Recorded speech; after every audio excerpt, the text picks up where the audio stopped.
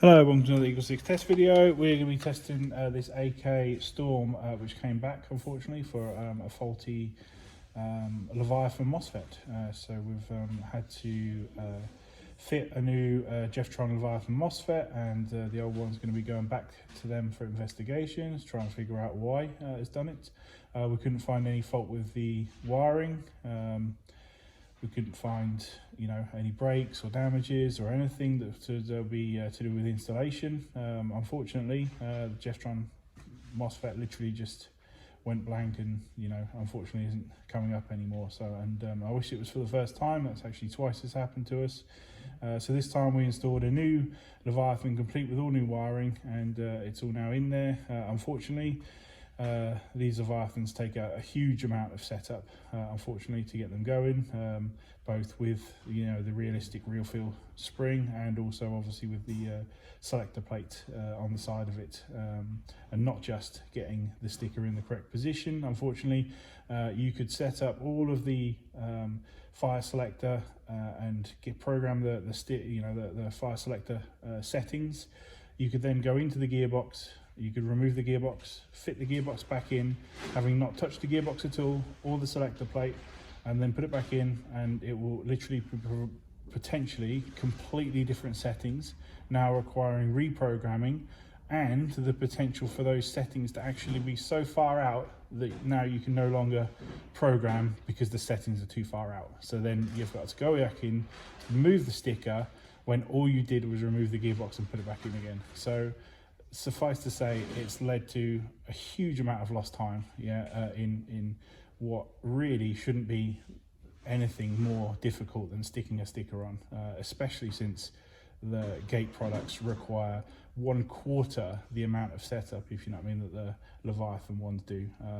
And like I say, Leviathan themselves, or even my previous install, might have gone in quick and easy, so in comparison to this one.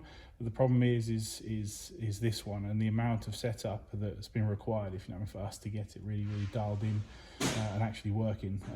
It's just untenable with regards to the amount of time making. Unfortunately, Leviathan at the moment, not really a valid product for us to install. So yes, it's got the integrated thing there, which stops it turning the gun off and having to restart it each and every time you cock it, because it's got a separate sensor lead for that, which is great, all good and well. But like I say, the setup time in comparison to the Gate is just at least 10 times more. And it's just not worth it, if you know what I mean, spending all of that time, whole days, on trying to get the sticker into the right position after all of the other wiring and setup and everything, because they're not a quick procedure getting the V3 MOSFETs converted to fit into this gun. You've got to do all the wiring just right, and then obviously, like I say, to then have something as simple as a positional sticker and messing things up, it's just a pain in the ass. And then on top of all of that, we then had a separate, first time ever actually, but basically what they call mid-cap syndrome, where essentially a full mag on a mid-cap presses up too hard on the nozzle, creating low FPS or some kind of a feeding issue. And that was on the Prometheus TM nozzle, so AK nozzle for this. So we end up having to go in, remove that back to the original nozzle, and it's all back to normal now. Albeit slightly lower FPS, yeah, unfortunately, then when we retested, again, the selector settings were off again. So then obviously more setup required, if you know what I mean, to do that. And like I say, we went in and on that particular instance was, replace the nozzle and put a new one back in. So not even touching the selector plate and the sticker. So yeah, it's just really flaky on those particular sensors. So whereas Gate just has 3 sensors, and all you have to do is just put it in the right position, and whether it's over that sensor, over that sensor, over that sensor, it's really easy on its setup. Whereas the fact that obviously you can have 2 different issues with regards to the Leviathan sensor. It's either going to be incorrect, therefore the settings are out, so you then have to move the sticker. That's a pain in the ass in itself. Or for some reason the actual sensors themselves are going to go change in as in you just sit there looking at the sensor and it will literally just go 53, 54, 54, 53, 54, 53, and just backwards and forwards like that. And because of that, it can then upset the sensors, so the error sensors for you know, moving the selector plate while in operation. So then we get a separate issue for that. So yeah, it's yeah, just it's cool in that there's a huge amount of customization potential with Leviathan, but it's almost like there's too much to make the product too complicated, therefore creating too much of a problem, you know, for customers on installs. And it's just like I say, such a headache. So, but you know, don't let me put you off getting it with regards to the product. Once it's actually in, it's great, and like I say, it's got the added benefit of for the bolt stop mechanism not actually turning it off and on. Just explaining, if you know what I mean, why this one has been delayed, if you know what I mean, in getting back to the customer, which is unfortunate, because like I say, that's not just the customer's time that's lost because of a product, it's also our time that's lost, you know, which is expensive for us, so that sucks.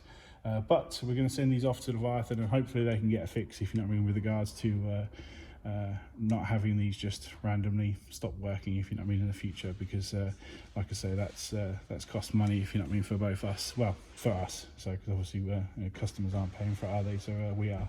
So yeah, it's a pain in the ass, but we've got it all back in there and it's all going with the new Leviathan. And now we're going to test. So we've got FPS readings of 344 on 0.2s and 259 on 3.2s, and we're now going to test, and that's with hop set at 65 meters. So.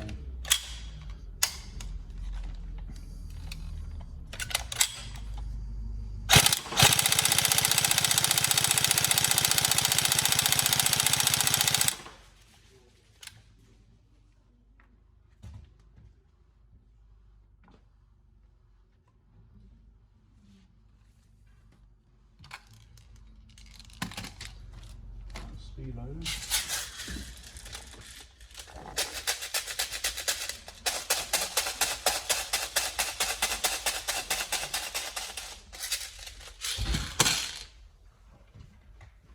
Yeah, it's super frustrating when you get a return, especially since, like I say, in terms of installation fault, it's no fault at all. Yeah, all we can do is obviously put a new one in there and just chirp it up to unfortunate coincidence, you know, that the Leviathan died. Yeah, complicated products obviously, and to be fair, complicated installation, very complicated. So yeah, it's you know, you can never rule out the potential for something going on. So I mean, the only extra modifications we did was a little bit more room on the motor cage, just to make sure that there isn't the potential for short circuit while the customer is using it. Obviously we obviously recommend to everybody, whenever you install any motor that's different from the original in a motor cage, you always do a multimeter test, basically to make sure that it's not fouling against the cage, because obviously short circuits on Mosfets can be flamey and fiery.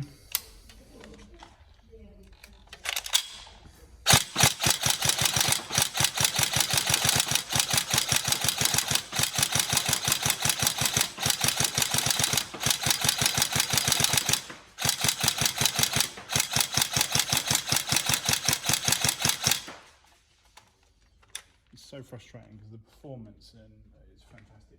So once it's still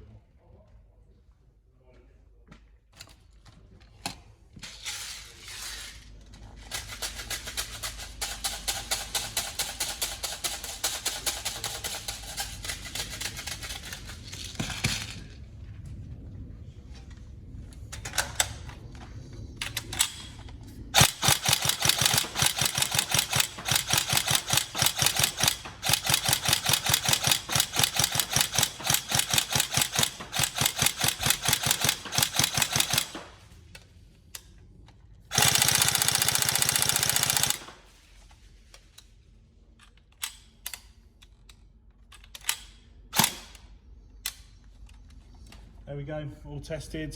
Hopefully you get no more problems, but if you do, please let us know and we'll sort it out. Hopefully this one's all good, and Leviathon's all good. And like I say, you can see the performance there once they're installed and working. It's excellent trigger response, excellent rate of fire, and really brings this gun to life in terms of performance. But obviously the gun itself feels fantastic, because you know the Storm is one of my favorites. It just fits perfect for me, if you know what I mean, and just feels great. Yeah, it's obviously a good looking gun to boot, you know. So but we hope you enjoy. Thank you very much.